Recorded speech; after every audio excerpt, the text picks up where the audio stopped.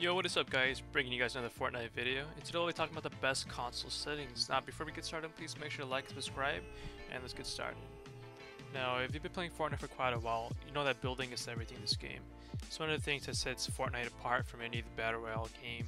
It's a whole building mechanic that makes this game so fun as it is.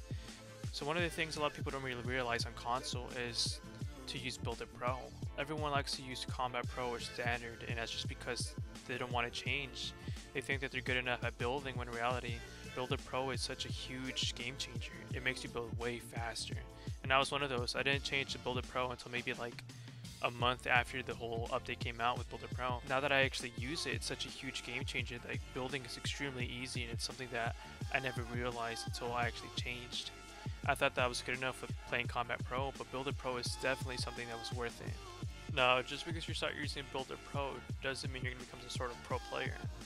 It's one thing to have really good building, it's a whole different thing to have a really good shot. That's where sensitivity comes into play.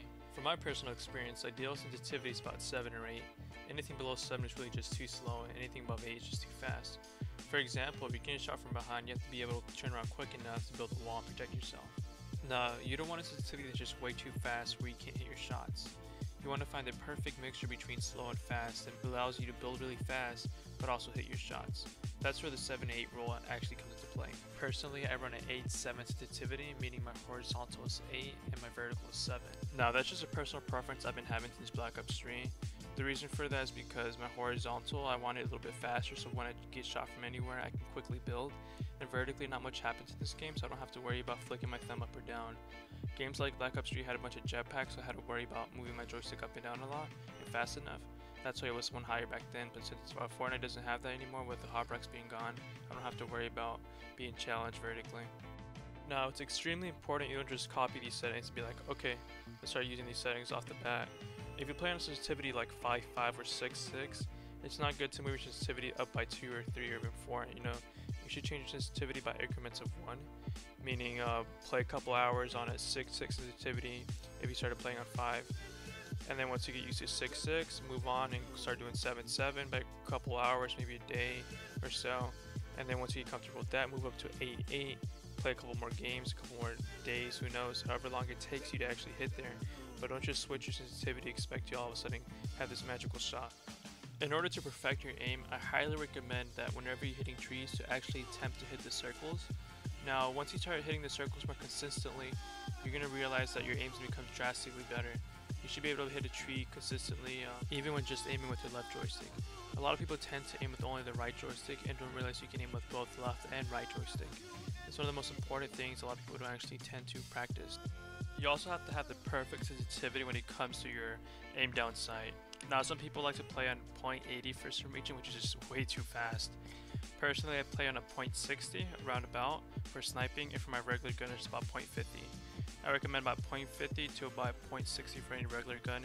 For sniper, just a little bit higher, maybe about .10 higher than what you run on your regular aim down sight. It's just snipers are a little bit harder to use, and you want to be able to quickly shoot.